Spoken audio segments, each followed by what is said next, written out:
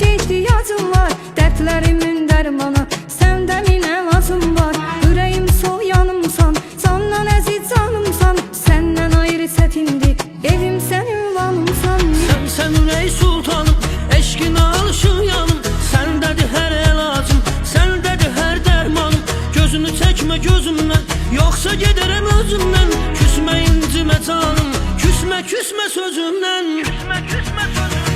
Havam suyumsan, denizim sen benim, vuran yüreğim sen de bizim sen benim.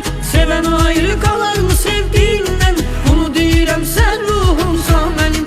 Havam suyumsan, denizim sen benim, vuran yüreğim sen de bizim sen benim. Seven ayrı kalır mı sevdiğinden, bunu deyirəm sen ruhumsan benim.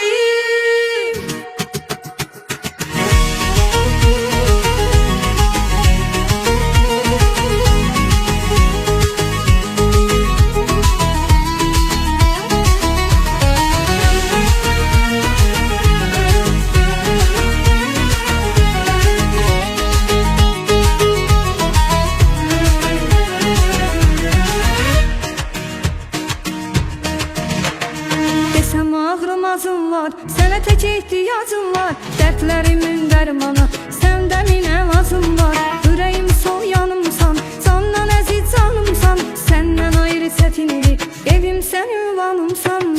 Sen ürey sultanım, eşkine alışın yanım, sendedir her elacım, sendedir her dermanım. Gözünü çekme gözümden, yoksa giderim özümden. Küsme incime canım, küsme sözümden. Havam suyumsan, deli